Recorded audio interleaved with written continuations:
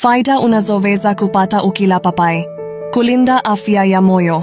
Papai lina virutubisho vingi ambavyo vinasaidia kulinda afya ya moyo, kulinda na kuboresha afya ya ngozi. Virutubisho vilivyopo kwenye papai vinafanya kazi ya kuondoa seli za ngozi zilizokufa. Ndiyo maana kuna vipodozi vingi vinavyotumia papai kwa ajili ya kuboresha mwonekano wa ngozi. Papai linasaidia mmeng'enyo wa chakula. Enzymes ya papain iliyopo kwenye papai inasaidia mmeng'enyo wa chakula kwa haraka, kupunguza kasi ya kuzeeka.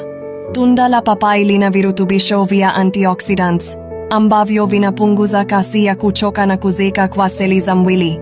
Inapunguza kiwango cha kolesterol. Tunda la papai linapunguza uwezekano wa kupata saratani za aina mbalimbali. Linapunguza maumivu wakati wa hedhi. Kama unataka kupunguza uzito kiasi, ni wakati wa kula papai katika dayati yako. Tunda la papai linaboresha afya ya macho. Papai lina virutubisho vya lutein, zeaxanthin, vitamin C na vitamin E.